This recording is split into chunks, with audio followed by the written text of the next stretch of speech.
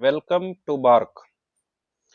Today we are going to start a new chapter, and this chapter is very important for two reasons.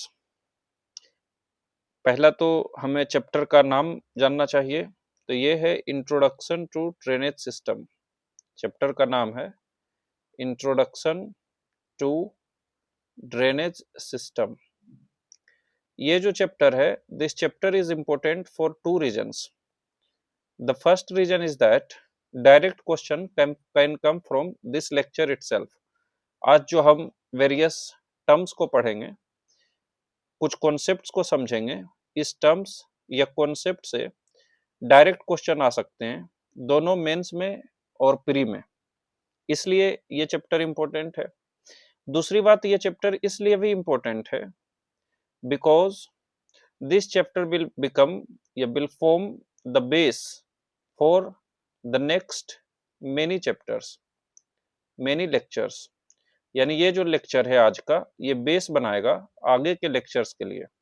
आज जो हम drainage system से related कुछ terms को, कुछ concepts को समझेंगे, without understanding these terms and concepts we won't be able to understand the future lectures. जैसे आगे हम इंडस रिवर सिस्टम पढ़ेंगे, इसके बाद हम गंगा रिवर सिस्टम पढ़ेंगे, फिर हम ब्रह्मपुत्रा के बारे में पढ़ेंगे, फिर पेनिनसुलर रिवर सिस्टम के बारे में पढ़ेंगे, उसमें west flowing, east flowing etcetera हम पढ़ेंगे। तो जब इतने लंबा लेक्चर्स बनेगा और उसमें हम कुछ करंट अफेयर्स का मामला भी इंक्लूड करेंगे, for example interlinking of rivers etcetera. इन सभी लेक्चर्स को समझने के लिए आज का लेक्चर बहुत ही क्रूशियल होने वाला है। यानी कि भारत की नदियों का जो हम अध्ययन आरंभ करेंगे, उसमें एक एक नदी करके करीब हम 100 नदियों के बारे में पढ़ेंगे। और फिर से हमारा आपसे वादा है कि अगर आप पूरा लेक्चर को एक भी बार देखते हैं, सभी लेक्चर्स को, तो 100 में 90 नदियां हम आपको क्लास में याद करा देंगे।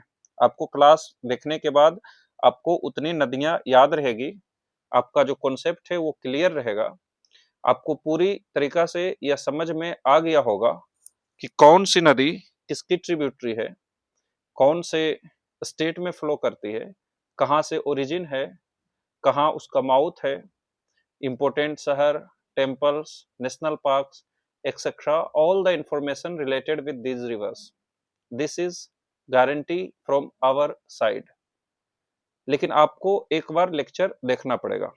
तो इससे पहले कि हम इन नदियों का डिटेल में शुरू करेंगे study, first we must know certain terms and concepts which is going to be very crucial for the examination as well. So let's start. जब तक ये टर्म को आप नहीं समझेंगे, आप नदियों का विस्तृत जानकारी को नहीं समझ पाएंगे। इसलिए हम शुरू करते हैं। पहला तो चैप्टर का नाम रहेगा इंट्रोडक्शन टू ड्रेनेज सिस्टम। ये देख रहे हैं, चैप्टर का नाम है ड्रेनेज सिस्टम का इंट्रोडक्शन। तो इससे पहले कि ड्रेनेज सिस्टम पढ़ें, यह तो जानना चाहिए हमें कि ड्रेनेज क्या होती है। सो ड्रेनेज कुछ नहीं होती है, this is nothing but another name for reverse और स्ट्रीम्स। ये जो रिवर्स और स्ट्रीम्स है, इसका ही दूसरा नाम ड्रेनेज है। तो ड्रेनेज का सिंपल मतलब है स्ट्रीम या रिवर। जिसे हम एक नदी बुलाते हैं, उसे हम ड्रेनेज भी बोल सकते हैं इन ज्योग्राफिकल टर्म्स। तो Ganga is a drainage. Ganga क्या है? ड्रेनेज है। हालांकि ज्यादा फ्रिक्वेंट यूज शब्द गंगा या गंगा ड्रेनेज सिस्टम है, तो ड्रेनेज सिस्टम को भी देखेंगे। पर ड्रेनेज मतलब क्या हुआ? The process of water flowing over land through established paths often called streams और रिवर्स। रिवर्स की खासियत यह होती है, अगर हम फ्लोर पर एक गिलास पानी गिराएं तो उसका कोई फिक्स्ड पाथ नहीं है। अभी अगर एक गिलास पानी गिराए तो वो किसी और डायरेक्शन में जा सकती है, depending on the direction of flow of water, कि किधर हम अपना हाथ को करके गिरा रहे पानी। जब दूसरी बार गिराएंगे तो ऐसा संभव है कि वो दूसरा रास्ता चुन ले, because there is no fixed path.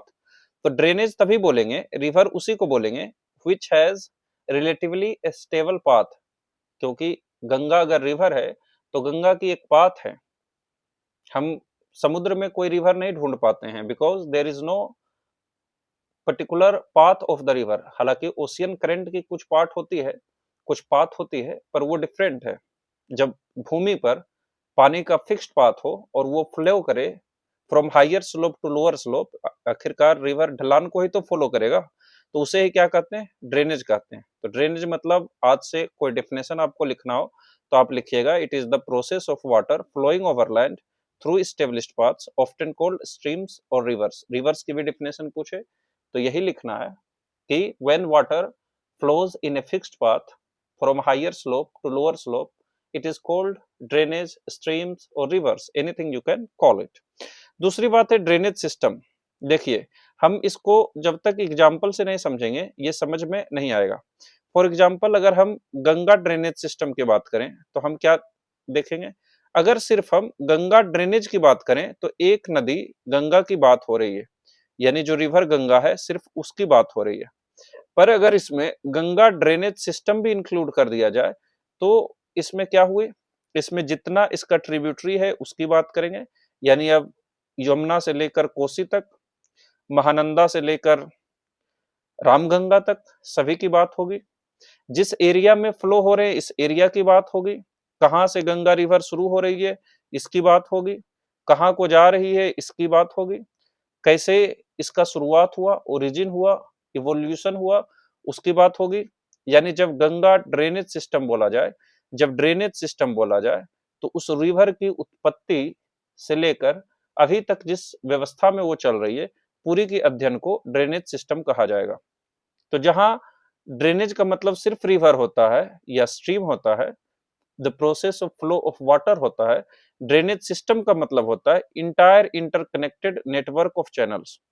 जो पूरा इंटरकनेक्टेड नेटवर्क है, चाहे रिवर हो, ट्रिब्यूटरी हो, that collect and carry water from A drainage basin. ये पूरा जो ड्रेनेज बेसिन मतलब क्या होता है, ड्रेनेज बेसिन मतलब एरिया होता है जिस एरिया में फ्लो कर रहा है, ये आगे आएगा टर्म। तो ड्रेनेज बेसिन मतलब जिस एरिया, पूरा एरिया जो है ये पूरा रिवर्स एक सिस्टम बना रही है, क्योंकि इसमें क्या है, ये ट्रिब्यूटरी भी तो है, इसका जो पूरा एरिया है उसको बेसिन कहेंगे। तो बेसिन और ड्रेनेज सिस्टम में क्या अंतर हुआ, जब हम गंगा रिवर सिस्टम बोल रहे हैं तो गंगा रिवर सिस्टम का मतलब वो एरिया तो हुआ है, साथ में उसमें जो ट्रिब्यूटरी है कहाँ मिल रही है, कहाँ से शुरू हो रही है, गंगा कहाँ से शुरू हो रही है, कहाँ खत्म हो रही है, वो गंगा रिवर बेसिन बोलने से तो नहीं क्लियर होगा ना। गंगा जब भी रिवर बेसिन आए, जब भी ड्रेनेज बेसिन आए, तो इसका मतलब है कि ये मेन नदी और उसका ट्रिब्यूटरी जितना एरिया में फ्लो कर रही है उसको बोलेंगे ड्रेनेज बेसिन। जब ड्रेनेज सिस्टम बोला जाए इसका मतलब हुआ मेन रिवर, ट्रिब्यूटरी कहाँ से शुरू हो रही है, कौन सा लेक से बह रही है, कहाँ पर जाकर समुद्र में मिल रही है, एक रिवर दूसरे रिवर से कहाँ मिल रही है, ये सब कुछ आ जाएगा ड्रेनेज सिस्टम में। यानी ड्रेनेज सिस्टम एक लार्जर टर्म है। वहीं जो ड्रेनेज बेसिन है वो सिर्फ एक एरिया को दर्शा रहा है कि कौन सा एरिया में रिवर और उसका जो जितना भी ट्रिब्यूटरी है वो फ्लो कर रहा है, उसको ड्रेनेज बेसिन कहेंगे। ड्रेनेज बेसिन आगे आएगा, अभी तो हम आपको ड्रेनेज सिस्टम समझा रहे हैं, लेकिन ड्रेनेज सिस्टम तभी समझ में आएगा जब आपको इससे रिलेटेड जितना भी अलग अलग वर्ड्स है उसमें क्लियर होगा तब। तो ड्रेनेज का मतलब क्या हुआ, ड्रेनेज का मतलब हुआ river, the process of water flowing. Drainage system का मतलब क्या हुआ, river, tributaries, distributaries flowing in the drainage basin, यानी वो जो पूरा एरिया में फ्लो कर रहा है, वो रिवर का कोई भी जानकारी हो, उसका कोई भी ट्रिब्यूटरी की जानकारी हो। For example, Ganga drainage system में हम यह भी पढ़ेंगे कि गंगा से हुगली कहाँ सेपरेट होती है, हम यह भी पढ़ेंगे कि गंगा से गंडक कहाँ मिलती है, यह भी पढ़ेंगे कि सोन नदी का उद्गम स्थल कहाँ है, क्योंकि सोन गंगा की एक ट्रिब्यूटरी है। ये पूरा स्टडी को क्या कहेंगे, ड्रेनेज सिस्टम कहेंगे। एक टर्म होता है ड्रेनेज पैटर्न। अब देखिए कि एक रिवर गंगा जा रही है और इसका बहुत सारा ट्रिब्यूटरी इससे जाके मिलती है, और जब हम इसको ऊपर से देखें, सैटेलाइट से देखें या ड्रोन से देखें या इमेज में देखें, तो हमें लगेगा कि ये एक किसी खास पैटर्न बना रही है, खास इमेज बना रही है, खास ज्योमेट्रिकल पैटर्न बना रही है। जैसे हो सकता है किसी रिवर, कोई मेन रिवर है, उससे जो मिलने वाली रिवर है सब उससे पैरेलल में मिल रही है। जैसे यहाँ हमने बनाया, ये जो ट्रिब्यूटरी है ये इसके पैरेलल है, इसके पैरेलल है, इसके पैरेलल है, इसके पैरेलल है, तो इसको हम क्या कह सकते हैं, इसको हम पैरेलल भी बोल सकते हैं कि ये पैटर्न कैसा हुआ, पैरेलल पैटर्न हुआ। हो सकता है कि एक खास पहाड़ी है और उससे चारों तरफ रिवर चारों तरफ गिर रही है, इसको क्या बोल सकते हैं, रेडियल टाइप का बोल सकते हैं। तो इसको रेडियल आगे देखेंगे कि ड्रेनेज पैटर्न कितना होता है। पर ड्रेनेज पैटर्न का सिंपल मतलब है कि जो मेन रिवर है और उसका जितना भी ट्रिब्यूटरी है आपस में कैसा संरचना कर रहा है। ये जो ज्योमेट्रिकल फिगर्स होते हैं, कोई आयताकार बन रहा है, कोई वर्गाकार बन रहा है, कोई सर्कुलर बन रहा है, कोई सर्कल में अंदर आता है या सर्कल में बाहर की ओर जाता है, कोई एक दूसरे से पैरेलल है, या कोई सिंपली एक ट्री के ब्रांच के जैसा है। ये जो स्ट्रक्चर बन रहा है उसको हम ड्रेनेज पैटर्न बोलेंगे। ड्रेनेज पैटर्न से हम याद रखेंगे कि पैटर्न कैसा बन रहा है। जैसे हो सकता है कि गंगा रिवर पैटर्न जो बना रही है वही ब्रह्मपुत्र का पैटर्न हो, वही इंडस का पैटर्न हो। ऐसा हम ये नहीं कह रहे हैं, हम कह रहे हैं फॉर एग्जाम्पल तीनों का एक है तो तीनों का पैटर्न एक हो गया। लेकिन जब ड्रेनेज सिस्टम पढ़ेंगे तो पढ़ेंगे गंगा से यमुना मिलती है, ब्रह्मपुत्र से दूसरी रिवर मिलती है जैसे सुभानसरी मिलती है, समझ रहे कि नहीं। जैसे इंडस का पढ़ेंगे तो पढ़ेंगे इंडस से सतलज मिलती है, वो ड्रेनेज सिस्टम हो गया। या इंडस कहाँ से ओरिजिन हो रही है, बोखरचू ग्लेशियर से ओरिजिन हो रही है, ये क्या हो गया, एक ड्रेनेज सिस्टम का कहानी हो गया। पैटर्न में क्या बात करेंगे कि वो रिवर एक दूसरे से कैसे मिल रही है, किस तरीका का संरचना बना रही है, उसको ड्रेनेज पैटर्न बोलेंगे। ये टर्म थोड़े कंफ्यूजिंग हो सकते हैं, हालांकि हमने समझाने की कोशिश की है, आपको समझ में आया होगा कि जब भी ड्रेनेज का बात हो तो सिंपल समझना है, नदी, एक नदी अपने फिक्स्ड पाथ पर जा रही है उसे ही ड्रेनेज बोलते हैं। पैटर्न की बात हो तो नदी, उसके ट्रिब्यूटरी इत्यादि मिलके कौन सा ढांचा बना रही है, कैसा पैटर्न बना रहा है, इसे ड्रेनेज पैटर्न बोलेंगे। आगे इसका डिटेल में पढ़ाई करेंगे। जब ड्रेनेज सिस्टम बोले तो सिंपल समझना है कि मेन नदी, उसके ट्रिब्यूटरी, उसके डिस्ट्रीब्यूटरी किस तरह फ्लो कर रहे हैं, मतलब कहाँ से निकल रहे हैं, कहाँ उसका सोर्स या ओरिजिन है। अभी ये सब टर्म भी आगे आएगा। या जो ड्रेनेज सिस्टम है, कहाँ एक दूसरे से नदियां मिल रही है, कहाँ से अलग हो रही है, कहाँ से समुद्र से मिल रहे हैं, ये सब टर्म को जब हम स्टडी करते हैं वो ड्रेनेज सिस्टम के अंदर आता है। आइए आगे बढ़ते हैं। बेसिक रिवर का जो बेसिक फीचर है उसके बारे में देखते हैं। देखिए पहला है सोर्स ऑफ रिवर। ये कुछ नहीं है, ये रिवर का उद्गम स्थल बताता है, यानी रिवर कहाँ से शुरू हो रही है, इसको क्या बोलेंगे, सोर्स बोलेंगे। या इसी को हम ओरिजिन भी बोलते हैं। ओरिजिन मतलब कहाँ से रिवर का स्टार्टिंग पॉइंट है उसको सोर्स या ओरिजिन बोलते हैं। यानी a place where the river begins it journey. For example we all know that Ganga begins it journey from Gangotri glacier, Gomukh. हालांकि ये बात बिल्कुल सही नहीं है, आगे हम एक्सप्लेन करेंगे। पर अभी तक आपने शायद जो सुना होगा कि गंगा गंगोत्री ग्लेशियर से निकलती है, तो गंगा इस सेंस में गंगा का उद्गम स्थल, ओरिजिन या सोर्स गंगोत्री ग्लेशियर हुआ। आपने सुना होगा कि जो ब्रह्मपुत्र का उद्गम स्थल है वो यांगसी ग्लेशियर है, तो क्या बोलेंगे, सोर्स या ओरिजिन ऑफ ब्रह्मपुत्र, जहां से ब्रह्मपुत्र का उदय हो रहा है, जहां से ब्रह्मपुत्र का स्टार्टिंग पॉइंट है वो यांगसी ग्लेशियर है। दूसरा है माउथ ऑफ ग्लेशियर। इस टर्म से जनरली लोगों को थोड़ा डाउट होता है, ऐसा लगता है माउथ मतलब जहां से स्टार्टिंग है, नहीं, रिवर की माउथ बोलेंगे जहां रिवर समुद्र से मिल रही है या जहां एक बड़ी रिवर से दूसरी रिवर मिल रही है। अब देखिए मान लीजिए ये गंगा है, ये रिवर यमुना है, मान लेते हैं। तो यमुना गंगा से मिलती है प्रयागराज में, यानी कि यमुना का जो माउथ है वो कहाँ हो गया, प्रयागराज हो गया। मान लीजिए यमुना का ओरिजिन या शुरुआत होता है यमुनोत्री ग्लेशियर से, यमुनोत्री ग्लेशियर से, तो क्या बोलेंगे कि द ओरिजिन और source of Yamuna is Yamunotri glacier while its mouth is Prayagraj. Ganga शुरू मान लीजिए होती है गंगोत्री ग्लेशियर से, तो इसके लिए सोर्स क्या हुई, गंगोत्री ग्लेशियर, और जाके रिवर या समुद्र से मिल गई बे ऑफ बंगाल में, तो इसका क्या हो गया mouth, bay of Bengal, just for example. आगे है ट्रिब्यूटरी। देखिए एक नदी जब शुरू होती है यानी अपने सोर्स से माउथ के बीच में कई नदियां आके इससे जुट सकती है। जो नदियां इस मेन रिवर से आके जुटती है और उसका वाटर फ्लो को इंक्रीज करती है उसे ट्रिब्यूटरी कहते हैं। जैसे अगर ये गंगा है और यह यमुना है तो यमुना गंगा का एक ट्रिब्यूटरी हुआ, क्योंकि यमुना अपना पानी गंगा में दी। उसी तरह गंडक गंगा का एक ट्रिब्यूटरी हुआ, क्योंकि गंडक ने अपना पानी गंगा में दे दी। ये तो होता है ट्रिब्यूटरी। दूसरा होता है कि गंगा चलते चलते एक गंगा की मुख्य धारा बांग्लादेश चला जाए और दूसरी धारा फरक्का से कट के वेस्ट बंगाल में चला जाए, इसे हुगली कहते हैं।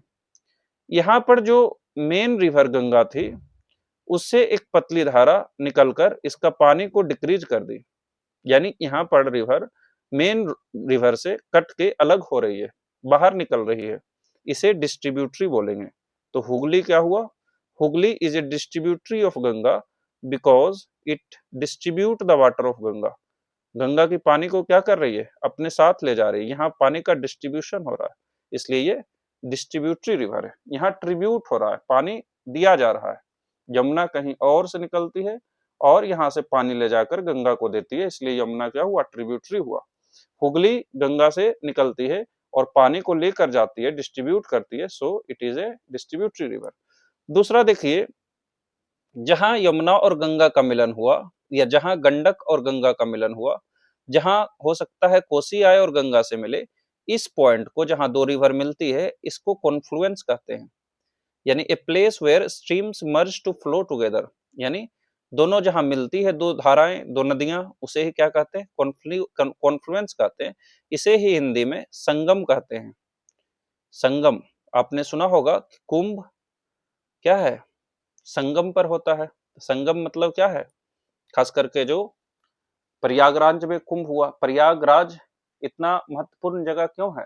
क्योंकि गंगा, यमुना, सरस्वती, ऐसा माना जाता है, सरस्वती को तो अभी नहीं देखा जा सकता, कि तीनों एक जगह पर आके मिलती है, इसलिए इसे तीनों नदियों का कॉन्फ्लुएंस या संगम माना गया है। तो जहां नदियां मिलती है उसे ही कॉन्फ्लुएंस कहते हैं। यहाँ देखिए, अगर ये रिवर मानते हैं, ये रिवर, इसका यहाँ से उदय हो रहा है, यहाँ से स्टार्टिंग हो रहा है, यहाँ से इस रिवर का शुरुआत हो रहा है, तो इसे बोलेंगे सोर्स ऑफ द रिवर। ये देखिए, ये मेन रिवर है, अगर इसमें ये रिवर आके मिल रही है तो इसे क्या बोलेंगे? Tributary of the river. ये रिवर चली आ रही थी, इससे ये रिवर आके मिला, तो ये भी क्या हो गया? Tributary of the river. यहाँ पर देखिए दो रिवर मिल रहा है, या यहाँ दो रिवर मिल रही है, यहाँ दो रिवर मिल रही है, यहाँ भी मिल रही है, यहाँ भी मिल रही है, यहाँ भी मिल रही है, यहाँ भी, ये सब पॉइंट जितना दिख रहा है, ये क्या हुआ? कॉन्फ्लुएंस हुआ। ये जो मेन रिवर है, जो सबसे बड़ी रिवर है, इसे मेन रिवर चैनल बोलेंगे। ठीक है ना? आगे वाटर शेड का टर्म आएगा तब वहां देख लेंगे। ठीक है, अगला देखिए टर्म है रिवर बेसिन। रिवर बेसिन क्या होता है? रिवर बेसिन एरिया है जहां एक रिवर या इसका ट्रिब्यूटरी ड्रेन करती है, यानी ये पूरा एरिया है, ये एरिया जो आपको दिख रहा है, ये एरिया में ये जो मेन रिवर है, मान लेते हैं ये गंगा है, और ये जो छोटा छोटा रिवर दिख रहा है, ये इसका ट्रिब्यूटरी है। तो गंगा और इसके ट्रिब्यूटरी के द्वारा जितना एरिया में फ्लो करना है, उसे क्या कहेंगे? रिवर बेसिन कहेंगे। मतलब रिवर बेसिन मतलब वह एरिया जहां से एक मेन नदी और उसका ट्रिब्यूटरी फ्लो करती है, पूरा एरिया को। यहां से तो कोई रिवर नहीं जा रही है, पर ये भी एरिया लेना है, क्योंकि ये पूरा एरिया को मिला देना है। या आप ऐसे भी समझ सकते हैं कि अगर यहाँ पर एक ड्रॉप गिरे पानी का, बुर्स रेन का, तो ये ड्रॉप इस नदी में जाएगा। यहाँ पर एक ड्रॉप गिरे तो पहले इस रिवर में, इस रिवर होते हुए इसमें, और इस तरह से ये रिवर में आएगा। तो ये वो एरिया है रिवर बेसिन जहां पर कि अगर कोई भी रेन का ड्रॉप गिरे तो वो ड्रॉप इस रिवर में, मेन रिवर में जाएगी, उसके ट्रिब्यूटरीज के होते हुए।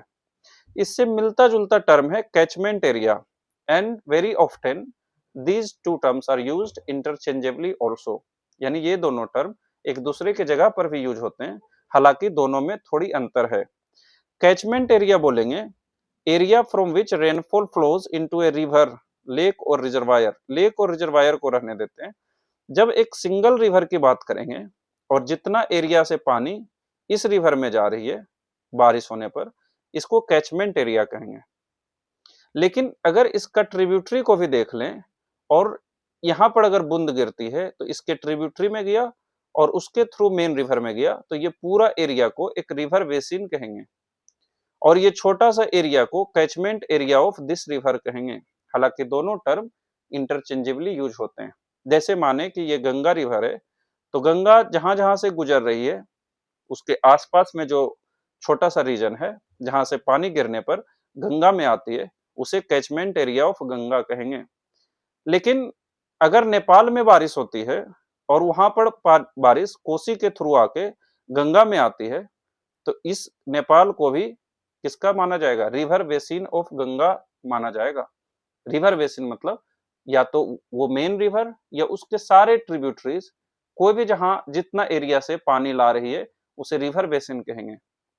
और कैचमेंट एरिया कहेंगे जहां से सिर्फ मेन रिवर, सिर्फ एक रिवर की बात हो तो कैचमेंट एरिया कहेंगे। दूसरी टर्म है वाटर डिवाइड। देखिए वाटर डिवाइड और वाटर शेड हमेशा लोगों को कंफ्यूज करता है, स्टूडेंट्स को कंफ्यूज करता है।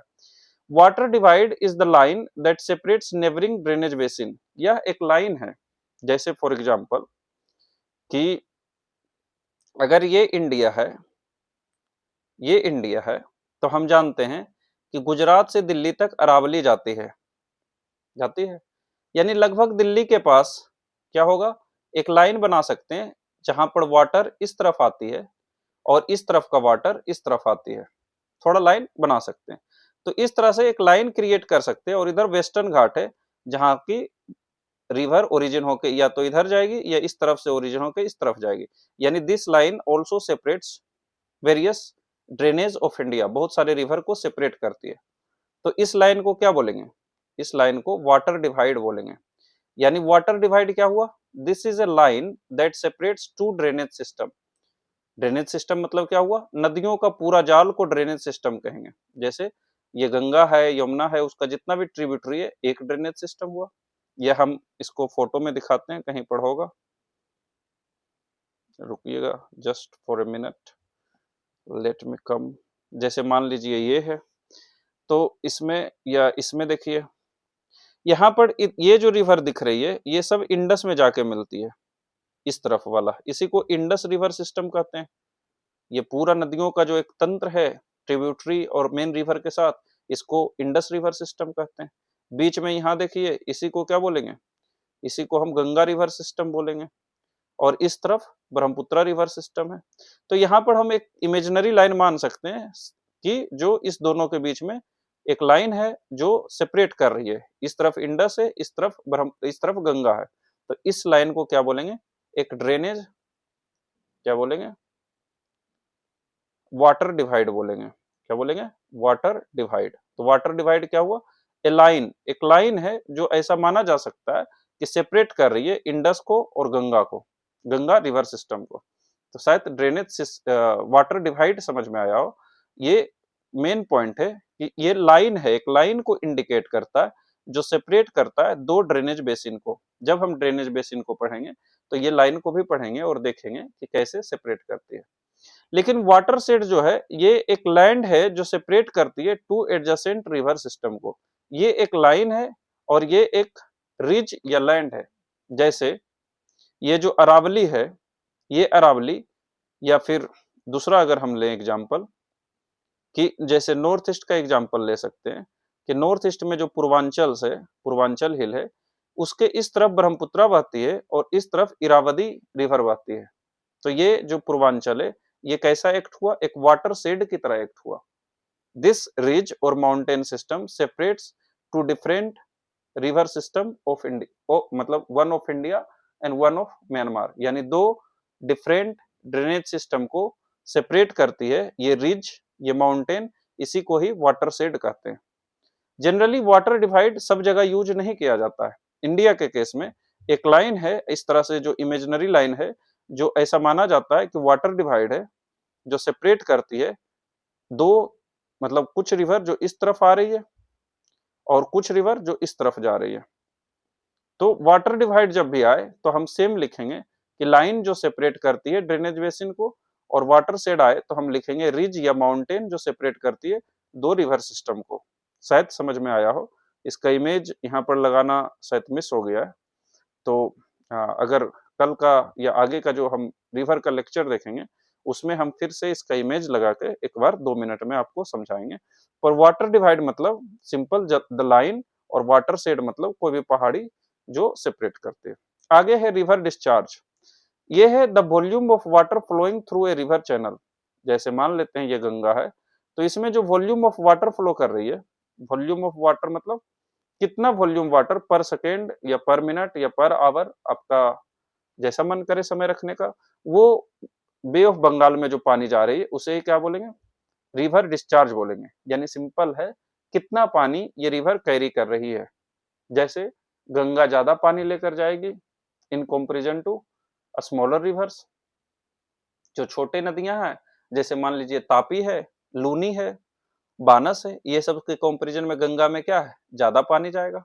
या पेनिनसुलर रिवर जो है, उसके कंपैरिजन में गंगा में ज्यादा पानी रहती है, क्योंकि ग्लेशियर मेल्ट होकर भी इसमें पानी जाती है। तो रिवर डिस्चार्ज मतलब कितना वॉल्यूम ऑफ वाटर जा रहा है। एक टर्म आता है रिवर रेजुवेनेशन। ये प्रोसेस है जिससे रिवर एडजस्ट करती है न्यू बेस लेवल पर। यानी जैसे आपको पता होगा कि ये हिमालय है, और हिमालय लगभग 5 सेंटीमीटर या 2 सेंटीमीटर, यानी कुछ सेंटीमीटर से इसकी हाइट हर साल बढ़ती है। इसकी हाइट क्या है, हर साल बढ़ती है। अगर इसकी हाइट हर साल बढ़ती है और रिवर यहाँ फ्लो कर रही है, तो रिवर तो माउंटेन के साथ साथ ऊपर आसमान में नहीं जाएगी, नहीं तो अब तक माउंट एवरेस्ट पर भी कोई रिवर फ्लो कर रही होती। यानी कि ये रिवर जैसे जैसे माउंटेन ऊपर जाएगा, ये रिवर उसको काट के उतना ही दूरी से नीचे जाएगी, ताकि ये अपना एक कोर्स मेंटेन कर सके। उसे ही क्या कहते हैं, रिवर रेजुवेनेशन कहते हैं। यानी it is the process by which river adjust to a new base level. ये जो लगातार अपने नया बेस लेवल पर एडजस्ट होती है, उसको रिवर रेजुवेनेशन कहते हैं।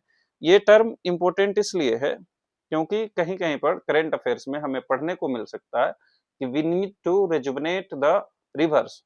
यानी कि उसमें जो मिट्टियां जमा हो गई है, उसमें जो सेडिमेंट्स जमा हो गई है, उसमें जो डिपोजिट्स डिपोजिट्स जो नदियां के कारण जो मिट्टियां जमा हो गई है, पत्थर जमा हो गई है, उसको हटाना पड़ेगा, ताकि वो रिवर उसी डायरेक्शन में, उसी कोर्स में फ्लो करते रहे और बाढ़ की समस्या से निजात पाया जा सके।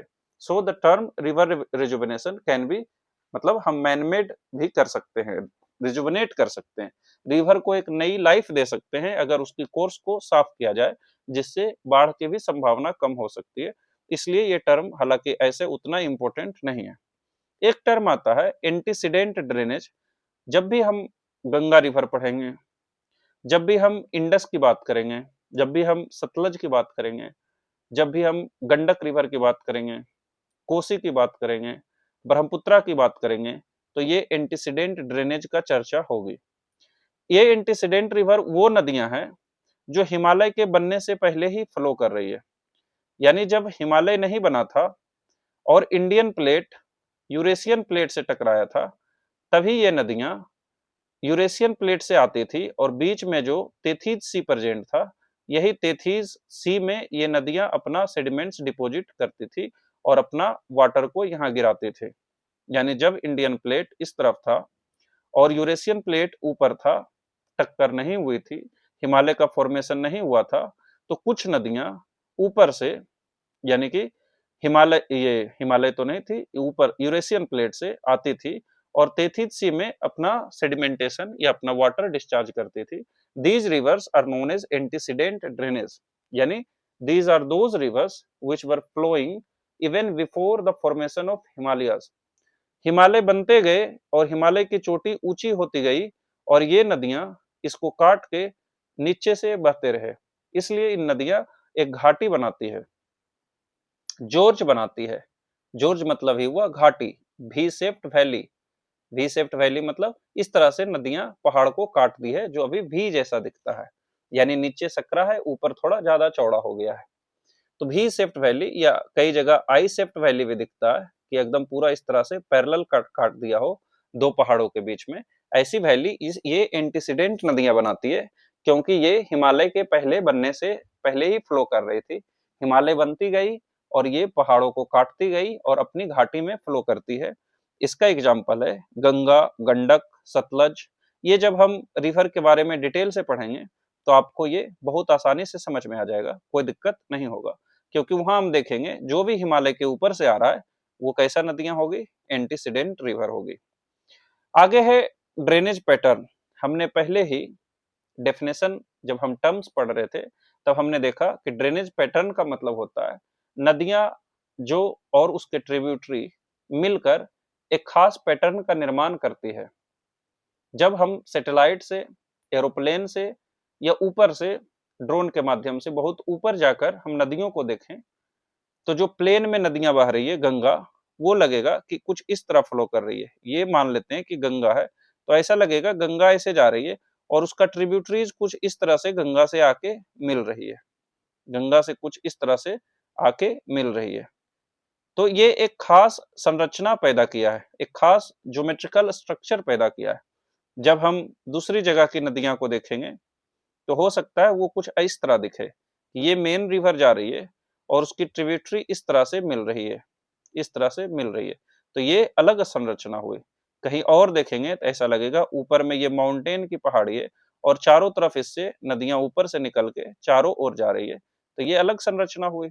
हम तो सिर्फ अभी बता रहे हैं कि कैसे अलग ज्योमेट्रिकल पैटर्न बन सकता है, इसी के बेसिस पर, या इसे ही हम ड्रेनेज पैटर्न कहते हैं। यानी नदियां और उसके ट्रिब्यूटरीज या बहुत सारी नदियां इस तरह से फ्लो करती है कि एक अलग पैटर्न का निर्माण करती है, उसे हम जो उसे हम ड्रेनेज पैटर्न कहते हैं। क्या कहते हैं? ड्रेनेज पैटर्न कहते हैं। देखिए यहाँ पैटर्न लिखा हुआ, जैसे मेहंदी जब हाथ में लगाया जाता है तो उसका एक पैटर्न बनता है। सब लोग जब मेहंदी लगाते हैं, बहुत सारे लोग, तो सभी का पैटर्न अलग हो सकता है। जब हम बाल झाड़ते हैं तो एक पैटर्न बनता है। उसी तरह नदियां भी जब फ्लो करती है तो अलग अलग रीजन्स के नदियां अलग अलग स्लोप होने की वजह से, उसके अंदर अलग तरीका का रॉक्स होने की वजह से अलग अलग तरह दिखते हैं, उसे ही हम ड्रेनेज पैटर्न कहते हैं। तो ड्रेनेज पैटर्न क्या है? ज्योमेट्रिक लेआउट या ज्योमेट्रिक शेप है जो फॉर्म करती है रिवर्स, स्ट्रीम या ट्रिब्यूटरी जो ड्रेनेज बेसिन में फ्लो कर रही है। उसी एरिया में, उसी एरिया को क्या नाम दिया गया? Drainage basin. रिवर ट्रिब्यूटरीज या अलग अलग रिवर जब फ्लो करती है तो एक खास शेप का निर्माण करती है, उसे ही हम ड्रेनेज पैटर्न कहते हैं। कुछ कॉमन ड्रेनेज पैटर्न से, खास करके जो प्लेन एरिया में भारत के विभिन्न जगहों पर जो ये पैटर्न देखने को मिलता है, ये हमें पता होने चाहिए। ऐसे तो इसकी संख्या बहुत ज्यादा है, पर जो भारत में मिलते हैं वो याद रहना चाहिए, और हमने वैसे ही कुछ कॉमन पैटर्न्स को इंक्लूड किया है। पहला है डेंड्रेटिक पैटर्न, या जो मोस्ट इंपॉर्टेंट है, ये डेंड्रेटिक पैटर्न। ये सिंपली इसमें ऐसा लगता है कि एक मेन नदी फ्लो कर रही है और उससे ट्रिब्यूटरी इस तरह से मिल रही है कि देखने में ये लगे कि किसी पेड़ के ब्रांच का निर्माण हो रहा है। यानी जैसे कोई पेड़ का ब्रांच दिखता है, कोई शाखा दिखता है, उसी तरह लगता है कि ये मेन जो डंटा है, जो बीच में जो लकड़ी होती है, वो है, और साइड से ये पतली पतली लकड़ियां मिल रही है, एक शाखा की तरह लग रही है पेड़ को। ऐसे जब संरचना बनता है रिवर और उसके ट्रिब्यूटरी के द्वारा, तो इसे डेंड्रेटिक पैटर्न कहते हैं।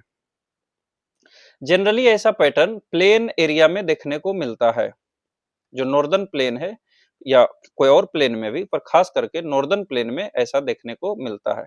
तो ये कैसा, इसका डेफिनेशन में क्या लिखेंगे डेंड्रेटिक पैटर्न में, कि in dendritic pattern the rivers meet with each other just like, मतलब in a way that it looks like the branch of a tree. तो इसमें लुक्स लाइक कैसा है? Branches of a tree, tree का जो branch होते हैं वैसा दिख रहे हैं।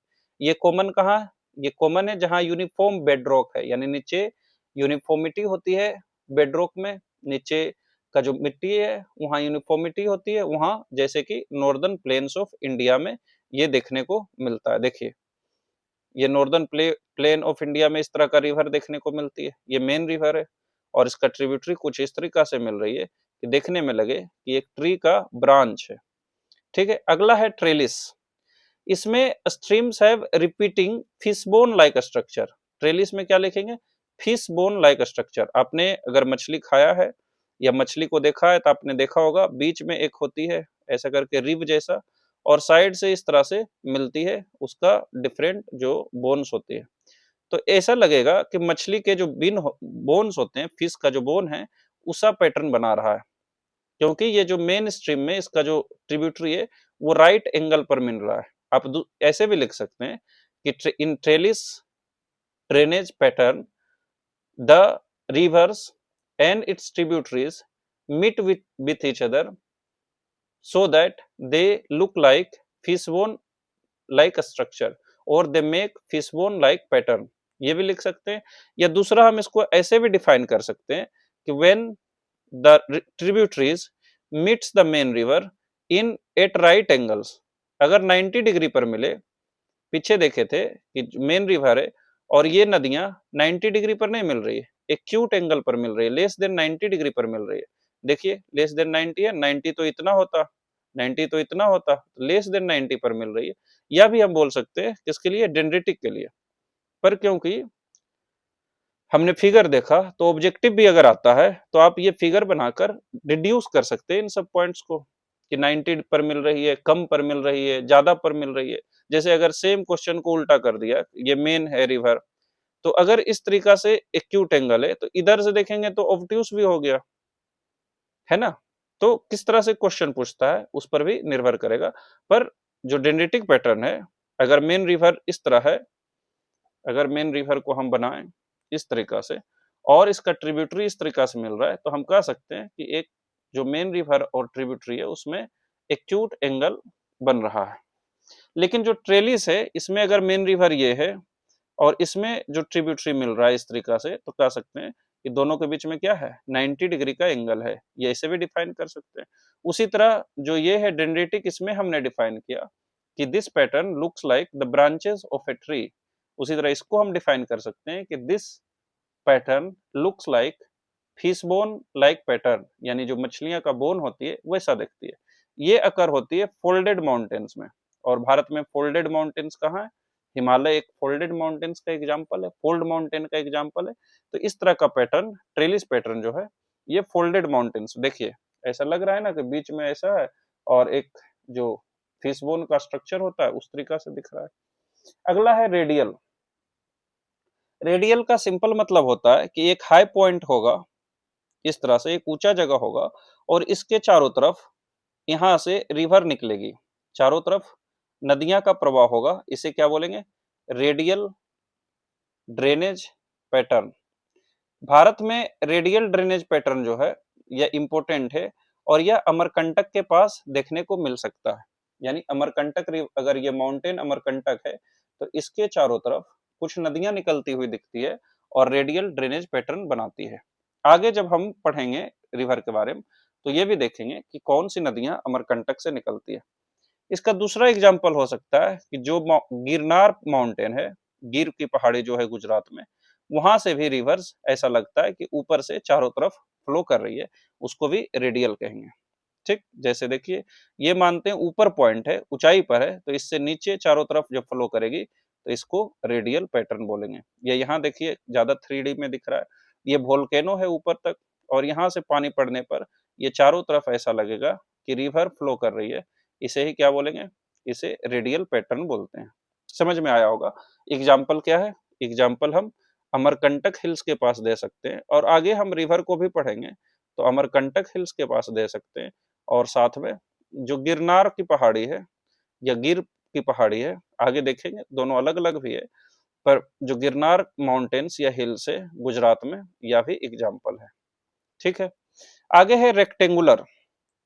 तो यहाँ पर स्ट्रीम्स राइट एंगल पैटर्न होता है, क्या होता है, और इसका एग्जाम्पल बिंद रेंज है। क्या इसमें पढ़ना है कि streams have right angle pattern. देखिए फोटो देखिए कि मान लेते हैं ये रिवर है इस तरीका से, तो यहाँ पर एक रिवर आके मिली 90 डिग्री पर तो मिल ही रही है, पर इसका हर एक टर्न भी कैसा है, 90 डिग्री पर है।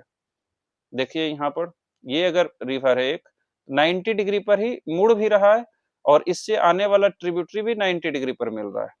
जब हमने ट्रेलिस पढ़ा था तो उसमें देखा था कि इसका ट्रिब्यूटरी 90 डिग्री पर मिल रहा है, पर ऐसा नहीं पढ़ा था कि ये भी 90 डिग्री पर बेंड कर रहा है। तो ये अंतर होता है ट्रेलिस और रेक्टेंगुलर में। रेक्टेंगुलर में पूरा रेक्टेंगल जैसा दिखता है, क्यों, क्योंकि मेन रिवर का बेंडिंग भी है वो 90 डिग्री पर होता है। देखिए 90 डिग्री पर बेंड हो रहा है और जो ट्रिब्यूटरी है वो भी बेंड होते हैं 90 पर और मिलते भी 90 डिग्री पर है, और इस तरह से पूरा एक रेक्टेंगल जो स्ट्रक्चर है उसका निर्माण होता है। ये रेक्टेंगुलर है। जो विंध्य की पहाड़ी है वहां इस तरह की नदियां देखने को मिलती है। जो इम्पोर्टेंट है हमारे लिए वो तो पहला था बहुत इम्पोर्टेंट, जो है डेंड्रिटिक। डेंड्राइटिक, और दूसरा जो है जो हमने पढ़ा रेडियल, वो भी इंपॉर्टेंट था। ये दोनों ज्यादा इंपॉर्टेंट है, बाकी ट्रेलिस कम इंपॉर्टेंट है और ये भी कम इंपॉर्टेंट है। क्वेश्चन यहाँ से पूछने की ज्यादा संभावना रहती है। पर रेक्टेंगुलर मतलब आपने समझा कि ये रेक्टेंगल जैसा प्रॉपर दिख रहा है, ट्रेलिस में हमने 90 डिग्री पर मिलाया, वो फिश बोन का स्ट्रक्चर था। अगला है पैरेलल। देखिए, अब आप कह सकते हैं कि जो ट्रेलिस है वो भी तो पैरेलल था, तो ट्रेलिस में सिर्फ याद रखना है हमें कि 90 डिग्री पर मिल रहा है। जैसे ये 90 डिग्री पर मिला, दूसरा जो इससे मिलेगा, अब मान लीजिए कि नदी यहाँ पर, ये जो मेन रिवर है वो कुछ इस तरीका से जा रही है, जा सकता है मेन रिवर। अगर मान लीजिए ये जो नदियां हैं, जो मेन रिवर था वो इस तरह से जा रहा है ना, और इससे मिलने वाला सब 90 डिग्री पर मिल रहा है, तो कुछ इस तरह का स्ट्रक्चर होगा ना। अब यहाँ देखिए पैरेलल तो नहीं है, एक दूसरे से नहीं है पैरेलल, ये रेक्टेंगल से मैच कर सकता है, रेक्टेंगुलर जैसा लिख सकता है, इसलिए रेक्टेंगुलर और ट्रेलिस में ज्यादा अंतर नहीं है। हो सकता है कुछ ऐसा सिस्टम हो जो ट्रेलिस भी हो और साथ में रेक्टेंगुलर भी हो, तो हम लोग को ये पूरी तरह से डिफ्रेंशिएट करके नहीं पढ़ना चाहिए। अगर ट्रेलिस लिखने आता है तो हम ट्रेलिस का डिफिनेशन लिखेंगे कि 90 डिग्री पर मिलते हैं और फिश बोन स्ट्रक्चर बनाते हैं। रेक्टेंगल आएगा तो हम रेक्टेंगल का लिखेंगे कि 90 डिग्री पर मिलते हैं स्ट्रीम्स, और स्ट्रीम्स इस तरीका से बेंड करते हैं कि पूरा रेक्टेंगुलर स्ट्रक्चर हो जाता है। अगर ऑब्जेक्टिव में आता है तो वो कुछ इस तरह का क्वेश्चन देगा जिसमें कंफ्यूजन नहीं हो, तो हम अपने से क्वेश्चन लेके कंफ्यूजन को क्रिएट ना करें कि जो पैरेलल है वो ये दोनों भी हो सकता है, हो सकता है ऐसा रिवर सिस्टम हो जो रेक्टेंगुलर भी हो, पैरेलल भी हो और ट्रेलिस भी हो, है ना।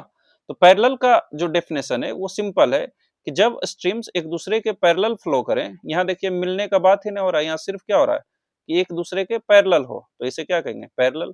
जैसे भारत में जो वेस्टर्न घाट हैं वो इस तरीका से वेस्टर्न घाट है, यहाँ वेस्टर्न घाट से जो रिवर निकलती है और अरेबियन सी में मिलती है, वो एक दूसरे के क्या है पैरेलल फ्लो कर रही है, तो ये किसका एग्जांपल है पैरेलल ड्रेनेज पैटर्न का। Streams are parallel to one another typically flowing down a uniform slope, सब यूनिफॉर्म स्लोप वेस्टर्न घाट से निकल रही है, इसका एग्जांपल है रिवर्स ऑफ वेस्टर्न घाट, इस तरह का पैटर्न दिखाती है। देखिए एक दूसरे से पैरेलल है, ट्रेलिस में क्या था 90 डिग्री पर मिल रहा था, रेक्टेंगल में क्या था बेंड कर रहा था, और पैरेलल में क्या है बस ये वाला पार्ट दिखाना है। अब ऐसा संभव है कि ये सब नीचे आके को एक ही रिवर से मिलती, तो ये ट्रेलिस का भी एग्जांपल होता कि नहीं होता, जरूर होता। तो ऐसा एक ही अलग अलग हो सकता है, पर जिस रिवर की बात हो रही है हम सिर्फ उस पर फोकस करें तो कंफ्यूजन नहीं होगी कि पैरेलल में सब एक दूसरे के पैरेलल हैं, ट्रेलिस में फिशबोन स्ट्रक्चर बना रहे हैं, जो ट्रिब्यूटरी हैं मेन रिवर से 90 डिग्री पर मिल रहे हैं, रेक्टेंगुलर में 90 डिग्री पर तो मिल रहे हैं, साथ में रिवर्स इस तरीका से बेंड कर रहे हैं कि पूरा एक रेक्टेंगल का स्ट्रक्चर क्रिएट हो रहा है। ये भी देखिए इंपॉर्टेंट है, पैरेलल भी इंपॉर्टेंट है। जो अभी हमने पढ़ा उसमें पहला जो हमने पढ़ा डेंड्राइटिक पैटर्न, ये बहुत इंपॉर्टेंट है, डेंड्रिटिक या डेंड्राइटिक पैटर्न। दूसरा जो हमने पढ़ा रेडियल पैटर्न, ये भी इंपॉर्टेंट है एग्जाम्पल के साथ। और अभी जो हमने पढ़ा पैरेलल, ये भी इंपॉर्टेंट है, और ये सेंट्रीपिटल भी इंपॉर्टेंट है, सेंट्रीपिटल भी इंपॉर्टेंट। डेंड्रेटिक में हमने पढ़ा कि यहाँ एक्यूट एंगल पर तो मिलते हैं, लेकिन इसकी खासियत है कि ये एक ब्रांचेस ऑफ ट्री की तरह दिखते हैं, एक ट्री के ब्रांच की तरह दिखते हैं। रेडियल में पढ़ा कि ऊंचाई से चारों तरफ रिवर जाती है, एग्जाम्पल अमरकंटक और गिर की पहाड़ी है। पैरेलल में देखा कि एक दूसरे से नदियां पैरेलल होती है, एग्जाम्पल वेस्टर्न घाट है। सेंट्रीपिटल में जो रेडियल है उसका उल्टा है, यहाँ पर बीच में एक डिप्रेशन होता है, देखिए चारों तरफ थोड़ा ऊंचाई है और बीच में एक गड्ढा जगह है, ये ऊंचाई से रिवर जाती है निकलती है और ये गड्ढा की तरफ आती है, इसको सेंट्रीपिटल कहते हैं। आपने अगर फिजिक्स में एक फोर्स पढ़ा होगा सेंट्रीपिटल फोर्स, तो जानते होंगे कि centripetal force acts towards the centre, centrifugal force उसके उल्टा लगता है, अभी आप उसमें कंफ्यूज ना होइए। पर सेंट्रीपिटल फोर्स बाहर से सेंटर की तरफ लगता है, यानी ये नदियां बाहर से सेंटर की तरफ आती है, आपको ये याद रखना। क्यों? क्योंकि सेंटर में डिप्रेशन है। तो जो रेडियल था वो भी एक सर्कल, हालांकि ऊंचाई से नीचे की तरफ जा रही है लेकिन वो बाहर की तरफ जा रही है, यहाँ पर बाहर से अंदर की तरफ आ रही है और एक डिप्रेशन होगा बीच में, वहां जा रही है। ये भारत में एक जगह मिलता है, जो लोकतक लेक है मणिपुर में, कैबल लेमजो नेशनल पार्क भी वहीं है। तो ये जो लोकतक लेक है, वो लोकतक लेक एक गहराई में है और चारों तरफ से नदियां उसमें जाके मिलती है। एक स्ट्रीम होती है एन्यूलर, हालांकि ये उतना इंपॉर्टेंट नहीं है और भारत में नहीं है, लेकिन फिर भी हम समझ सकते हैं। इसका फिगर शायद नहीं लाए हैं। ये जो एन्यूलर है, ये भी बहुत सिंपल है कि मान लीजिए कि एक सेंट्रल डोम है, सेंटर में कुछ स्ट्रक्चर है ऊंचा, और इसमें रिवर चारों तरफ इस तरह से फ्लो करे, इस तरीका से कि एक सर्कल जैसा लगे। इसमें क्या है, इसमें ये नहीं बोल रहा है कि ऊपर से नीचे की तरफ जाए, इसमें बोल रहा है कि मान लीजिए हम एक इमेजिनरी स्ट्रक्चर बनाने की कोशिश करते हैं। मान लीजिए एक ऐसा पहाड़ी नुमा स्ट्रक्चर है, इस तरह से एक पहाड़ी नुमा स्ट्रक्चर है। अब आप इमेजिन कीजिए कि इस यहां से बहुत सारी नदियां गिरी, लेकिन ये नदियां, ये जो ये स्ट्रक्चर है, इस पे कुछ इस तरीका से फ्लो कर रही है, कुछ यहाँ तक, फिर ऐसे बहुत सारा नदियां मिलके एक सर्कल बना रही है। इसी को एनुलर कहेंगे, यानी स्ट्रीम्स फॉर्म ए सर्कुलर और रिंग लाइक पैटर्न। यहाँ पर एक सर्कल जैसा पैटर्न, यानी नदियां इस तरह से फ्लो करे कि एक सर्कल बना दे, एक ऐसा करके।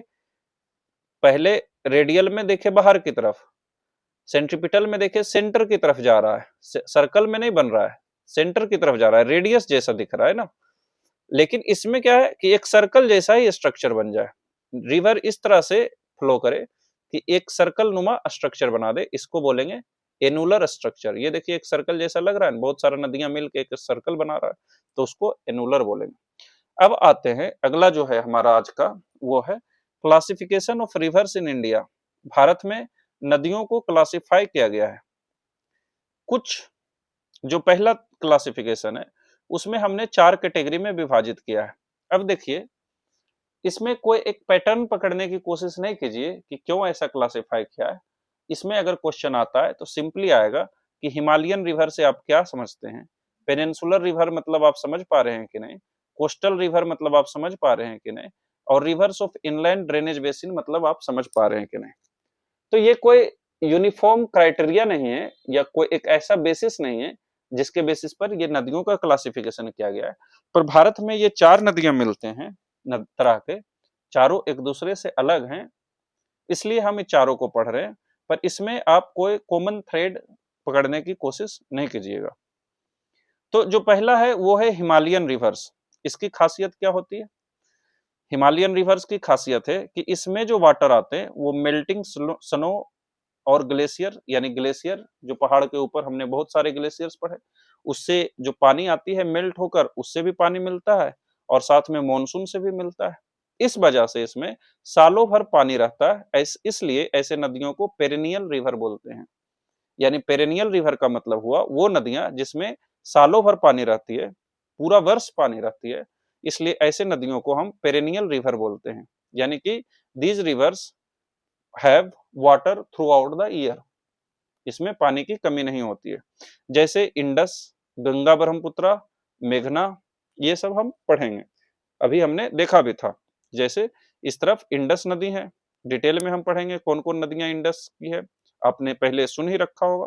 तो ये इंडस रिवर सिस्टम है, ये गंगा रिवर सिस्टम है, ये ब्रह्मपुत्रा रिवर सिस्टम है। करेक्टरिस्टिक क्या है? Large catchment area. अब आप कैचमेंट एरिया मतलब समझ रहे होंगे कि वैसा एरिया जहां से पानी इन नदियां में आती है। तो इसकी कैचमेंट एरिया यानी बहुत विस्तार होता है, बहुत लंबे चौड़े जगह से इसमें पानी आती है। लॉन्ग कोर्स, ये नदियां काफी लंबा होती है और इससे form vast flood plain. Flood plain मतलब इसके द्वारा बनाया गया जो प्लेन है, जहां इसमें बाढ़ आती है, जहां तक ये पानी पहुंच पाते हैं, और वो जो प्लेन एरिया है जो इनके द्वारा क्रिएट किया गया, वो भी क्या है, बहुत बड़ा एरिया है। यानी कि ये क्या है, हिमालयन रिवर से। दूसरा चलते हैं पेनिनसुलर रिवर। ये पेनिनसुलर रिवर कोई ग्लेशियर को मेल्ट करने से इसमें पानी नहीं मिलता है, यानी सिर्फ मॉनसून की वजह से इसमें पानी आती है, इसलिए ये मेनली रेनफेड नदियां हैं। यानी मेनली इसमें वाटर रेन की वजह से आती है, बारिश की वजह से आती है। इसका नेचर कैसा है? सीजनल है। क्यों? क्योंकि ग्लेशियर के मेल्ट होने से नहीं आती है। So these are not perennial rivers because they get water only from the monsoon, only from the rain. because glaciers are not found on the peninsular India, so these rivers don't get water from the melting of the glaciers, so they don't flow when rains are not there, especially in the winter and summer season before July. जुलाई से पहले गर्मी के दिनों में और ठंड के दिनों में बारिश बहुत कम होती है, इसलिए उस समय इसमें पानी कम होती है, सीजनल है। फ्लक्चुएट ग्रेटली विथ रेनफॉल, जब रेनफॉल होती है तो इसमें बहुत पानी आता है, इसलिए इसका फ्लक्चुएशन पानी में बहुत ज्यादा देखने को मिलता है। इस जो peninsular water, peninsular river system है, ड्रेनेज सिस्टम है, इसको दो पार्ट में बांट सकते हैं। पेनिनसुलर से तो ये भी समझ सकते हैं कि जो पेनिनसुला में फ्लो करती है, जो गंगा, यमुना और ब्रह्मपुत्रा में जो नदियां नहीं मिलती है, उसे ही पेनिनसुलर इंडिया की रिवर मानी जाती है। इसको दो पार्ट में हम बांट सकते हैं, एक जो अरेबियन सी की तरफ गिरती है और दूसरा जो बे ऑफ बंगाल की तरफ जाती है। जो अरेबियन सी की तरफ जाती है, जैसे लूनी, साबरमती, माही, नर्मदा, तापी और बहुत सारी नदियां, ये वेस्टर्न फ्लोइंग रिवर से, तो इसलिए पेनिनसुलर इंडिया की नदियां को वेस्टर्न फ्लोइंग रिवर और ईस्टर्न फ्लोइंग रिवर में भी बांट सकते हैं। जो ईस्ट की तरफ जाती है, जो बे ऑफ बंगाल में फ्लो करती है, इसे हम ईस्टर्न फ्लोइंग रिवर कहेंगे। जो वेस्ट की तरफ जिसकी डायरेक्शन है और जो अरेबियन सी में मिलती है, इसे वेस्टर्न फ्लोइंग रिवर्स कहेंगे।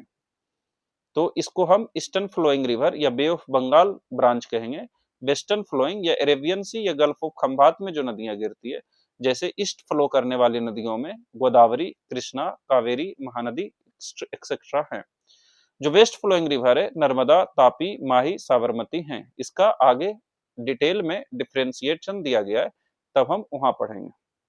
ये इसमें कुछ नदियां ऐसे हैं जो रिफ्ट वैली से फ्लो करती है, यानी जो स्लोप है वो तो इस डायरेक्शन में, पर कुछ नदियां अपने से पर्वत को काट के अपने के जो नदियां के नीचे जो पहाड़ है, जो पठार है, जो पत्थर है, उसको काट के अपना खुद का डायरेक्शन तय किया है। यानी अगर ये पत्थर है तो इसको नदियां काट के खुद से डायरेक्शन बनाई है, इसलिए इसको रिफ्ट वैली कहते हैं। यानी the valley created by the rivers and they flow in these valleys. These valleys are generally have, या अपोजिट नहीं भी हो सकती है, स्लोप के साथ भी हो सकती है, यानी जिस डायरेक्शन में स्लोप है उस डायरेक्शन में भी नदियां फ्लो कर सकती है, पर इन्होंने अपने नीचे जो पत्थर है उसको काट के एक घाटी बना दिया है और उसी वैली में फ्लो करती है, उसको रिफ्ट वैली कहते हैं। यानी अगर ये पहाड़ है तो बीच में इन्होंने काट के एक जगह बना ली है, घाटी बना ली है और इसके थ्रू फ्लो करती है, इसे ही रिफ्ट वैली कहते हैं। ये नदियां जनरली एस्चुरीज का निर्माण करती है, आगे देखना है। कुछ नदियां को कोस्टल रिवर्स कहते हैं, जो जनरली कोस्टल एरिया में ही फ्लो करती है। ऐसा हम जानते हैं कि maximum rivers they meet oceans और सीज, वो या तो समुद्र से मिलती है या ओशियन से मिलती है।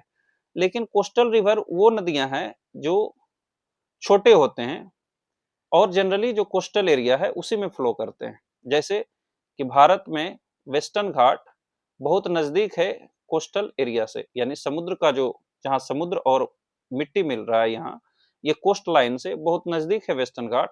कुछ नदियां ये वेस्टर्न घाट से शुरू होती है और यहाँ जाके अरेबियन सी में गिर जाते हैं। यानी कि इसका जो ये छोटे नदियां हैं, क्योंकि बड़ा नदियां जैसे गोदावरी, ये भी तो समुद्र से ही मिलेंगे, लेकिन इसका मैक्सिमम पार्ट अंदर की ओर है, कोस्ट पर कम है। जो समुद्र का किनारा है इसका प्रोपोर्शन कम है वहां, लेकिन ये छोटे नदियां कोस्ट में ही फ्लो करती है, इसलिए ये शॉर्ट है, रैपिड है, लिमिटेड कैचमेंट एरिया है, ऑफ्टेन नॉन पेरिनियल होते हैं, यानी कि सालों भर नहीं फ्लो करते क्योंकि रिवर पर डिपेंडेंट होते हैं। ज्यादातर ये वेस्ट कोस्ट पर है, कुछ नदियां जो छोटी छोटी नदियां हैं ईस्ट कोस्ट पर भी हो सकते हैं। इसमें बड़े नदियों को शामिल नहीं करेंगे, जैसे गोदावरी, कृष्णा, कावेरी, इन नदियों को कोस्टल रिवर में शामिल नहीं करेंगे। इसमें वैसे नदियां जिसके बारे में हम जनरली अध्ययन भी नहीं करते हैं, लेकिन जो छोटे छोटे स्ट्रीम्स है जिनकी, उन्हीं की बात करेंगे। कुछ नदियां हैं जिनको कहते हैं reverse of inland drainage basin, या इसी को इंडोरिक रिवर्स भी बोला जाता है। ये ऐसे नदियां हैं जो समुद्र से या ओशियन से नहीं मिल पाते हैं, ये नदियां जमीन के अंदर ही खत्म हो जाते हैं। जैसे मान लीजिए कि लूनी एक रिवर है जो अरावली में शुरू होती है और साउथ वेस्ट फ्लो करते हुए वो सांबर लेक में गायब हो जाते हैं। ये सांबर का रन ऑफ कच्छ जो है गुजरात का रन ऑफ कच्छ में खत्म हो जाती है ये नदियां। ये कौन है? लूनी रिवर है।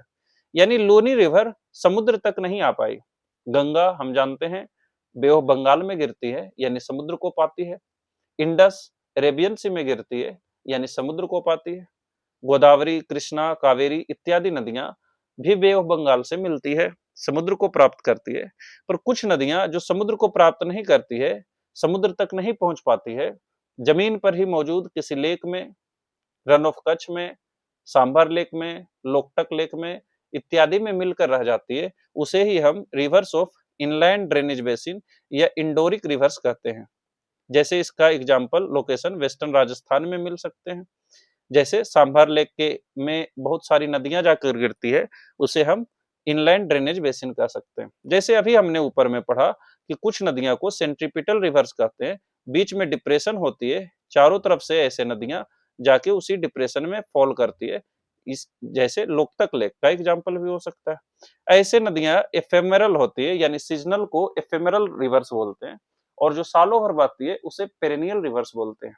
ये सब टर्म हमें मालूम होना चाहिए for the general use of English also, और otherwise in geography also we must know these terms, that perennial rivers means those rivers which flow throughout the year, and ephemeral rivers means those rivers which are seasonal in character. That means they flow only during some particular season, especially during rainy season. तो ये एफेमेरल reverse होते हैं, ये drain करते हैं inland basin, ये salt lakes में। जैसे लूनी रिवर जो रन ऑफ कच्छ में ही खो जाती है, वो समुद्र में नहीं मिल पाती है। डिवीजन ऑफ रिवर्स, भारत में जो रिवर्स है, जो ड्रेनेज सिस्टम है, उसको कैसे अलग अलग पार्ट में बांट सकते हैं।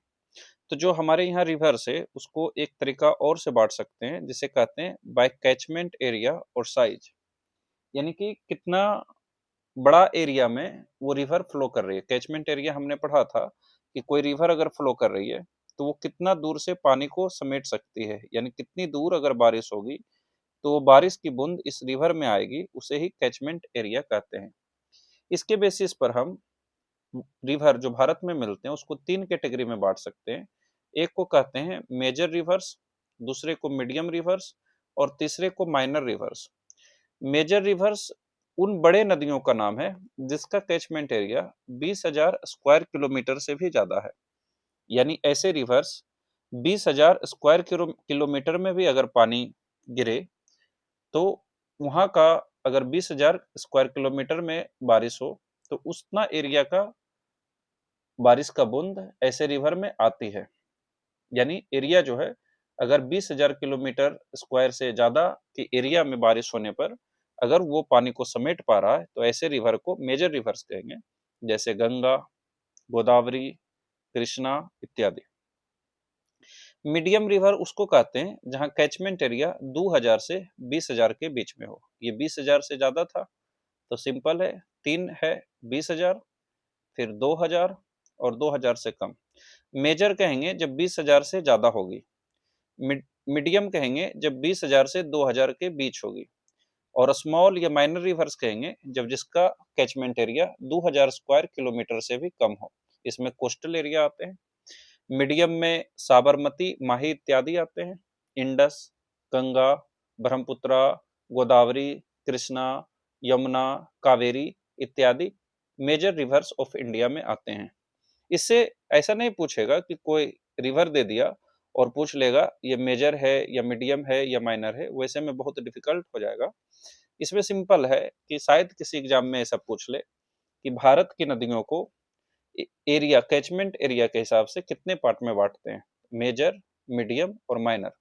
या ऐसा क्वेश्चन बना दे कि मेजर रिवर्स कितने की कैचमेंट एरिया कितनी होती है, 20,000 स्क्वायर किलोमीटर से ज्यादा। मीडियम रिवर की कैचमेंट एरिया कितनी होती है, 20,000, 2,000 से 20,000 स्क्वायर किलोमीटर के बीच में, और माइनर 2,000 स्क्वायर किलोमीटर से कम। अब देखिए, जो हमने हिमालयन रिवर्स पढ़ा और पेनिनसुलर रिवर पढ़ा, इसकी बहुत सारी डिफरेंसेस है।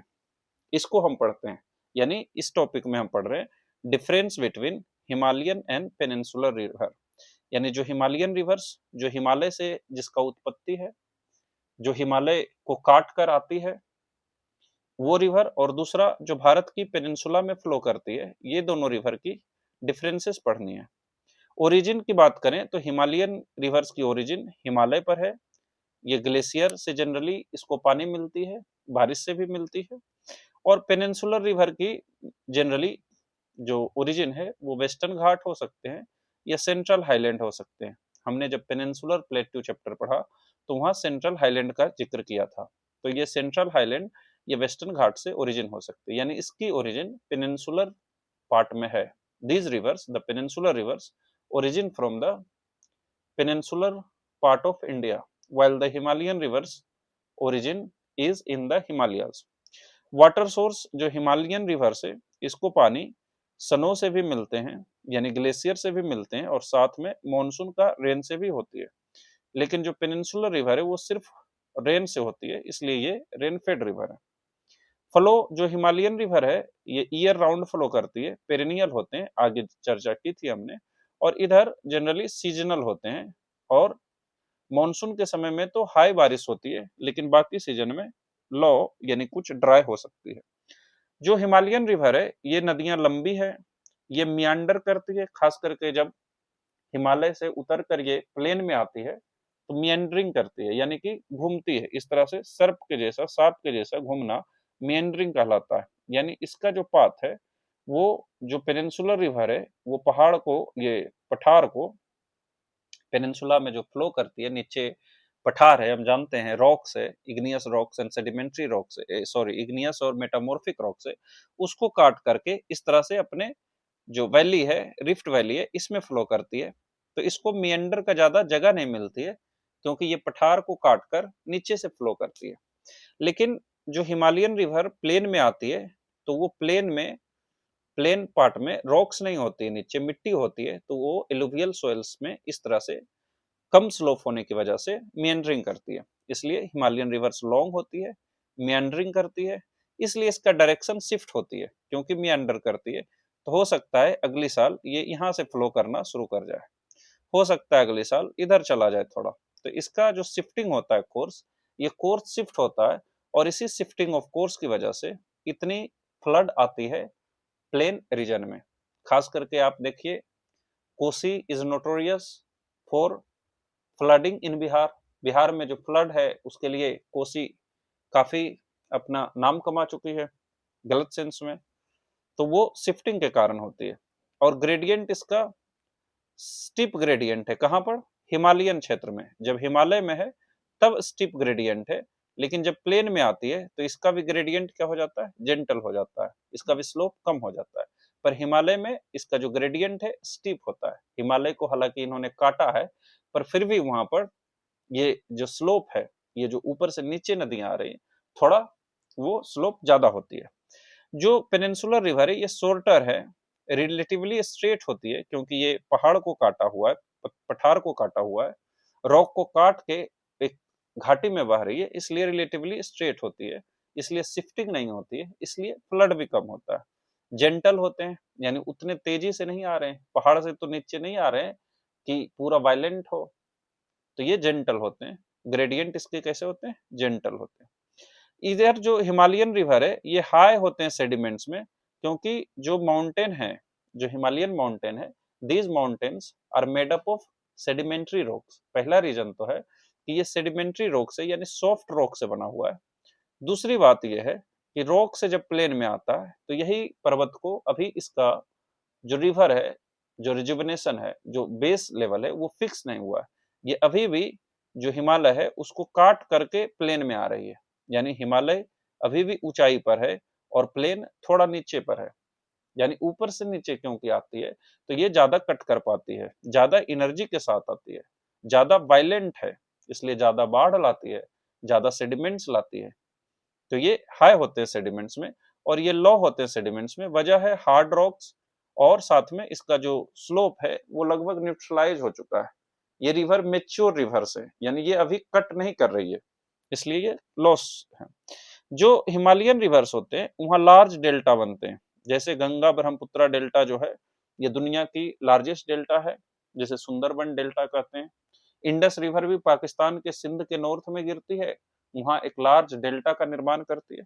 डेल्टा मतलब जहां रिवर समुद्र से मिलती है, उससे पहले स्लोप इतना कम हो जाता है कि रिवर का मेन स्ट्रीम बहुत सारे छोटे स्ट्रीम्स में डिस्ट्रीब्यूट कर जाते हैं, और यहाँ इन सभी स्ट्रीम्स और रिवर के द्वारा काफी मिट्टी जमा किया जाता है। इस मिट्टी को ही क्या बोलते हैं, डेल्टा बोलते हैं। यानी the sedimentation deposited sediments deposited bye the reverse in the coastal region, and these sediments are generally deposited in triangular shape, इसलिए इसी को क्या कहते हैं, डेल्टा कहते हैं। sediments deposited by rivers in the coastal region before meeting the seas or oceans is known as delta, इसको ही delta कहते हैं। यहाँ स्ट्रीम्स का जो मेन स्ट्रीम होता है, ये काफी पार्ट में बट जाती है और चारों तरफ बहुत हाई सेडिमेंट्स को जमा करती है, जो काफी फर्टाइल होती है, इसे ही डेल्टा कहते हैं। Generally deltas are triangular in shape, generally delta triangle त्रिभुजाकार होती है, but some deltas are also bird foot delta, वो पंछी का फुट के जैसा लगता है। जैसे मिसिसिपी मिसौरी रिवर है अमेरिका में, नॉर्थ अमेरिका में, वहां पर उसके द्वारा जो डेल्टा बनाए जाते हैं उसे बर्ड फुट डेल्टा कहते हैं, वो वहां देखेंगे। तो जो हिमालयन रिवर से ये जनरली डेल्टा बनाती है, और जो पेनिनसुलर रिवर है अगर ये डेल्टा बनाएगी तो स्मॉल डेल्टा बनाएगी या फिर एस्चुरीज का निर्माण करेगी। एस्चुरीज मतलब जहां रिवर ओशियन से मिलती है, रिवर में फ्रेश वाटर होती है, ये वाटर फ्रेश वाटर होती है, और ओशियन में सॉल्ट वाटर होती है, समुद्र में सॉल्ट वाटर होती है। सॉल्ट वाटर का जनरली 35 से ग्रेटर पीपीटी होता है, आप ये ना भी जाने तो कोई दिक्कत नहीं है।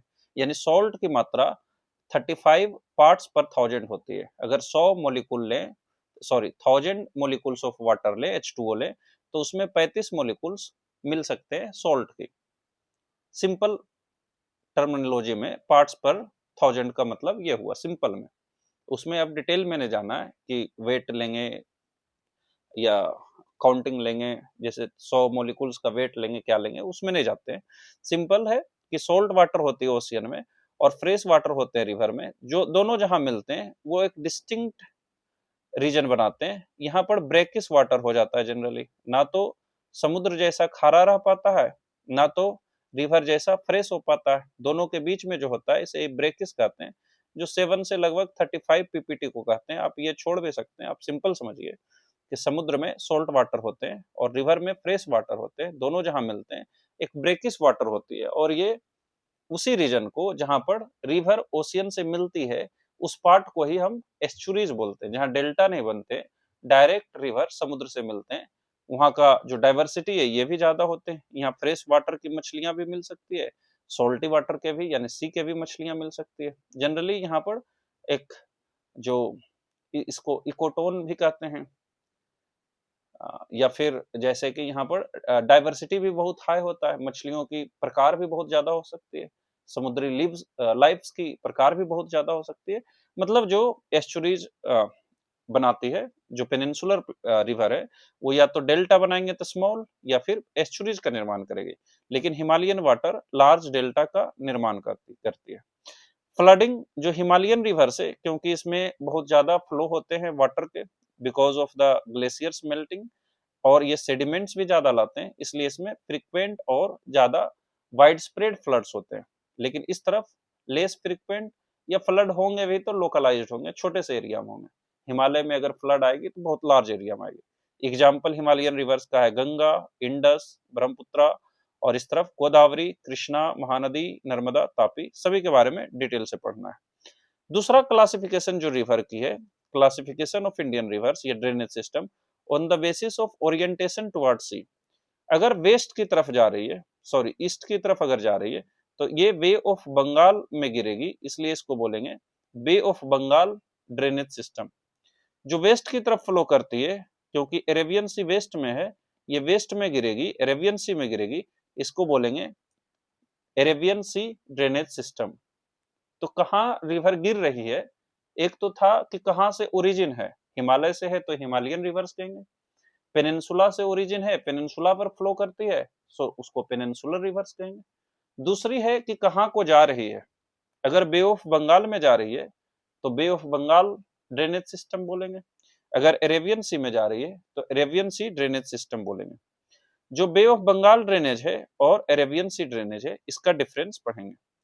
बे ऑफ बंगाल में तभी गिरेगी जब ये ईस्ट की तरफ फ्लो करेगी, यानी ऐसे रिवर को ईस्ट फ्लोइंग रिवर्स भी कहते हैं। अरेबियन सी में गिरेगी तो इसे वेस्ट फ्लोइंग रिवर्स कहेंगे। जो ईस्ट फ्लोइंग रिवर्स है ये ज्यादा बड़े बड़े रिवर्स हैं, जैसे गंगा, ब्रह्मपुत्रा, गोदावरी, कृष्णा, कावेरी इत्यादि बड़े बड़े रिवर हैं। इसलिए जो भारत का अगर ड्रेनेज एरिया की बात करें, एरिया यानी इस रिवर के द्वारा जो एरिया को कवर किया जाता है, इस ड्रेनेज बेसिन के द्वारा जो एरिया को कवर किया जाता है, यह कैचमेंट एरिया जो है वह 77% है। यानी भारत का टोटल ड्रेनेज एरिया देखें उसका 70% एरिया कवर करती है जो बे ऑफ बंगाल की तरफ जा रही है। जैसे देखिए पूरा नॉर्थ ईस्ट किससे है? बे ऑफ बंगाल ड्रेनेज सिस्टम से। बिहार, बंगाल, यूपी, यहाँ तक कि दिल्ली, मध्य प्रदेश की भी कुछ एरिया, इवन राजस्थान के नॉर्थ ईस्टर्न पार्ट में, ये सब एरिया किसकी है? ये सब एरिया है बे ऑफ बंगाल की तरफ जाने वाली गंगा सिस्टम की। और साउथ इंडिया में भी जहां गोदावरी, कृष्णा, कावेरी फ्लो करती है वो भी बे ऑफ बंगाल तरफ की एरिया है। इसलिए 77% एरिया जो है वो बे ऑफ बंगाल की तरफ जाने वाली नदियों के द्वारा पटाई जाती है, यानी फ्लो करती है। जो रेस्ट 23% है वो अरेबियन सी की तरफ जाने वाली नदियां, जैसे इंडस, जैसे लूनी, जैसे नर्मदा, जैसे Tapi and coastal rivers of western Ghat 23% का इधर है। मेजर रिवर्स क्या है जो बे ऑफ बंगाल की तरफ जा रही है? गंगा, ब्रह्मपुत्रा, महानदी, गोदावरी, कृष्णा, कावेरी। और जो वेस्ट की तरफ जा रही है इंडस, नर्मदा, तापी, साबरमती, माही, सभी नदियों का जिक्र एक एक करके होगा। माउथ जो बे ऑफ बंगाल की तरफ जाती है लार्ज डेल्टा बनाती है, और जो ईस्ट की तरफ जाती है एस्चुरीज फॉर्म करती है। हालांकि ये एक्सेप्शन हो सकता है, खास करके इधर जैसे इंडस जाती है अरेबियन सी में, जाती है वेस्ट की तरफ, लेकिन लार्ज डेल्टा का भी फॉर्मेशन करती है। क्या है रिवर कैरेक्टरिस्टिक? जो बे ऑफ बंगाल की तरफ जा रही है जनरली लॉन्गर कोर्सेस है, लार्ज कैचमेंट एरिया है, एक्सटेंसिव एलुवियल प्लेन है, हाई वॉल्यूम ऑफ वाटर है।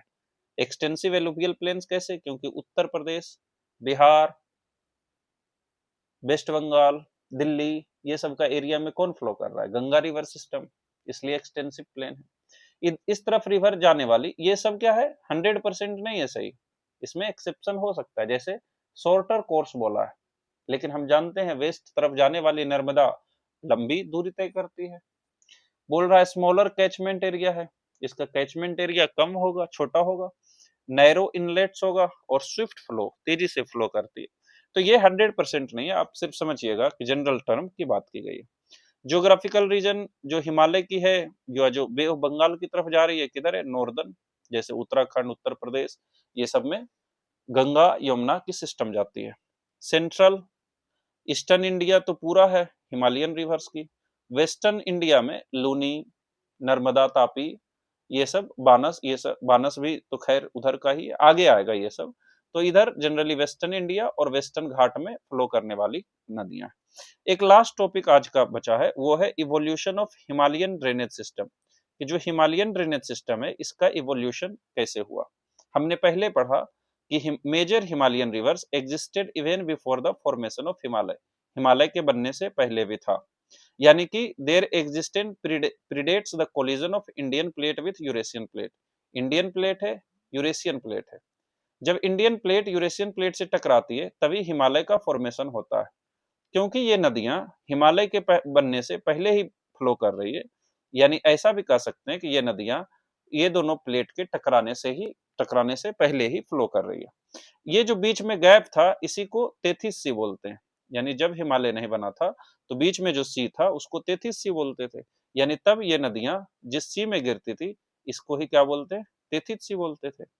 The source of these rivers was in the area that is now Tibetan region. यही रीजन क्या है? तिब्बतन रीजन है अभी का, तो उस समय तिब्बतन रीजन, हालांकि तिब्बत का भी फॉर्मेशन ये प्लेट टकराने से ही हुआ है, फोल्डिंग से ही हुआ है, लेकिन ये नहीं कह रहा है कि तिब्बत से फ्लो करती थी, बोल रहा है जहां अभी तिब्बत है उस एरिया से ये फ्लो करती थी। The deep George's of Indus, Indus का जो डीप जॉर्ज है, जो वी शेप्ड वैली है, सतलज का जॉर्ज है, ब्रह्मपुत्र का जॉर्ज है। ये सब एविडेंस है कि these rivers are older than the Himalaya. तभी ये हिमालय जब ऊपर राइज करते रहा और ये नदियां लगातार कट करते रही और आज इसमें एक जॉर्ज बन गया। As the Himalayas were rising, the rivers continued to flow with their banks rising steeply with the river beds kept lowering। यानी जो उसका बैंक है, उसका किनारा है, वो तो पहाड़ के रूप में ऊपर जाते रहा, लेकिन जहां से फ्लो करती थी उसको काटते रही।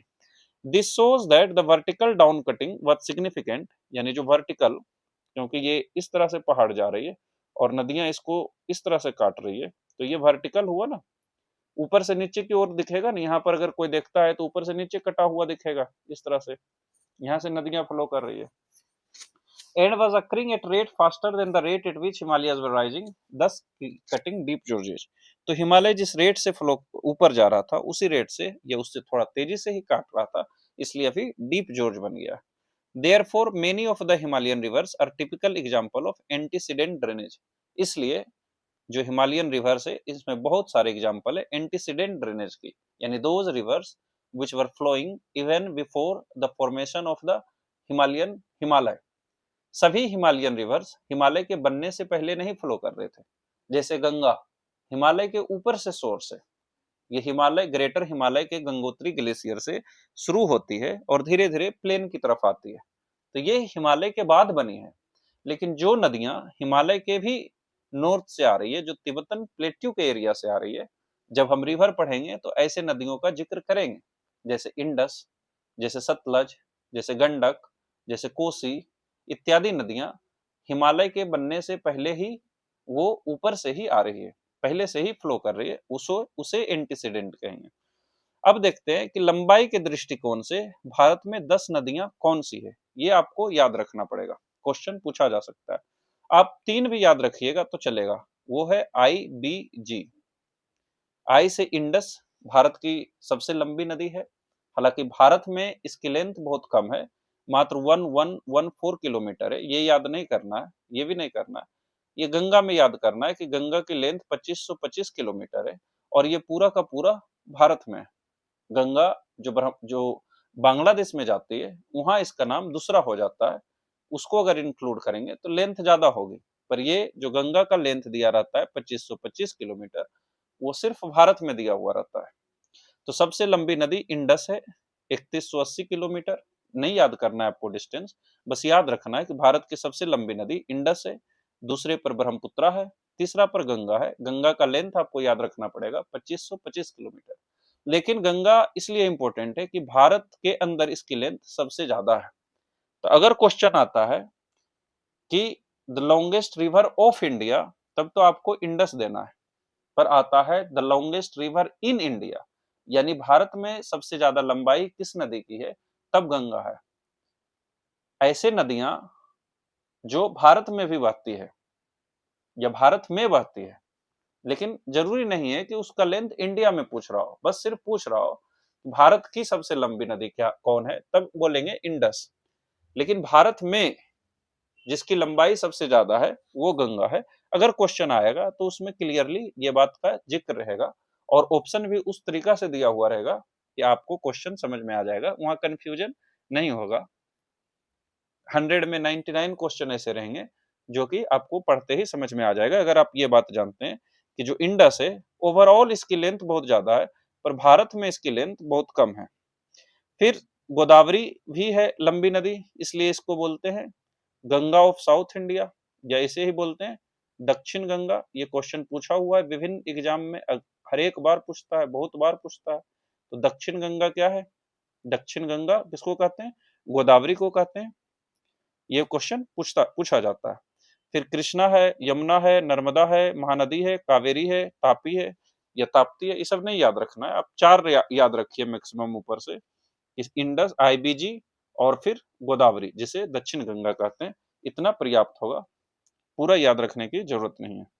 क्या याद रख सकते हैं, IBG और जिक के याद रख लीजिए अगर आपको मन है तो क्या IBG यानी इंडस, ब्रह्मपुत्र, गंगा, गोदावरी, कृष्णा, ऐसा भी याद रख सकते हैं, बाकी याद रखने का जरूरत नहीं है। तो इंडस सबसे बड़ा है, फिर ब्रह्मपुत्र, फिर गंगा, फिर गोदावरी, फिर कृष्णा। ठीक है, तो आज के लेक्चर के लिए इतना ही। हमसे जरूर जुटिए, जो आगे लेक्चर आगे आएगी अगला इंडस रिवर सिस्टम। इसमें हम इंडस को ध्यान से पढ़ेंगे, कहाँ इसका ओरिजिन है, क्या इसका पहले नाम था, और इसके जितने भी राइट बैंक ट्रिब्यूटरी हैं और लेफ्ट बैंक ट्रिब्यूटरी है, सभी को हम डिटेल से पढ़ेंगे।